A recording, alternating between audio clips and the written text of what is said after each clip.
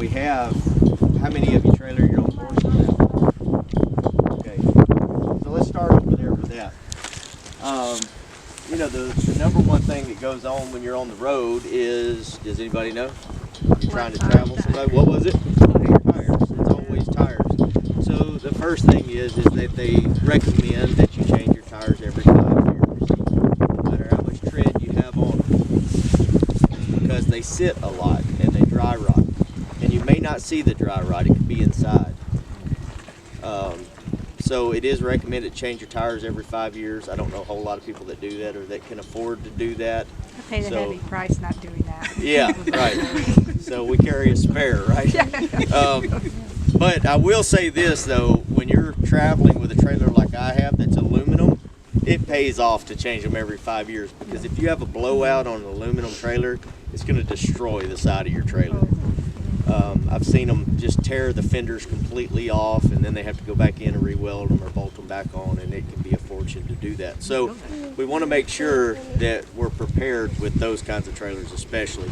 But then the other side of it is that you really don't want to be on the side of the interstate with your horses either. Yeah. So here are some of the things that we carry. This is just a roll-on jack, so most trailers are tandem axles, double axles. You can roll the good tire on, it lifts the other one up.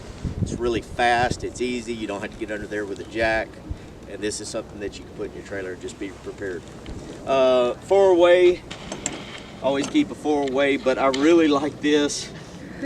All right, so they have these out now, and it's an 18 volt, and man, I mean, you can pop those lug nuts off really quick with these. You want me to do a demo? I'll do a demo real quick. So just put it on there, and it's off. And it's super fast, so you can zip through them quick. It's just like they would have at a shop. Just keep your battery charged up, and you can take these with you. So this is a really good, and I always carry the different sizes that I need for my truck and my trailer. Hey Josh, sorry to interrupt. A question about that. Is that a drill with a different kind of attachment, or is that? That's an impact wrench. It's a hold. Okay, yeah. That's its own thing. It's specifically for tires to get lug nuts off. Yeah, they're about. Bought that one for I think $80. So that's just the impact wrench. You have to buy the batteries. All right, so we have that. Another thing that I carry are these. Do y'all know about these? The levelers. These are really good because I don't have hydraulic levelers on my trailer. Most horse trailers don't. So whenever you get into those sites, most sites are not level. So you just build these up like little Legos, and you can build them as tall as you want them. And then you run your tire over them. You can even make it into ramps and step it up where you can run your tire up on it. And these are just so valuable in campgrounds. You can get them on Amazon. They're not very expensive. Come in this nice bag. And so these help level your trailer out, because I don't know how many nights I have been laying in the bed with my feet up in the air and my head down. So these work out really good. Next thing is water pressure regulator. Some places that you go will have too much pressure in the water system, and you plug it into your trailer, and you have these little dainty pipes all through your trailer, and it could blow your pipes up.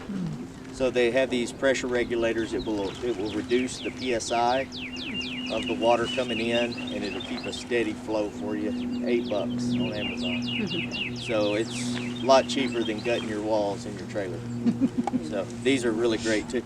And I don't have the other thing, but the other thing that I wanted to show you, I think it's in my trailer now, is they have something that looks like this, and you plug it in to winterize your pipes. And then you hook it into an air compressor, and you just regulate down on your air compressor, and it will blow all the water out of your lines for the winter, and then you winterize with your antifreeze after that. So those are really nice. Another thing for your trailer for camping is an extension. So I have a 30 amp hookup on my trailer, some have 50, but you could buy these extension cords specifically for that. They are rated for that amount of voltage and amperage. And these are just really great because, once again, we found out the hard way, a lot of times we can't reach with the plug that we have coming out of the trailer, so we have to add to it. So these are really good to have. And then adapters, that's the other thing. So We went to Meadow Creek Mountain Ranch a while back. That was I think our last trip that we took out, and got in there, and they had 50 amp hookups, and we're a 30 amp. Oh.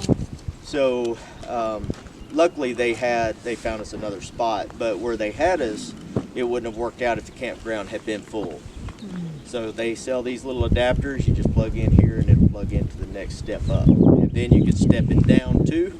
You can go from your 30 amp to your 15 amp. Just be aware you can't run all of your things in your trailer, like your heater. It'll burn it up.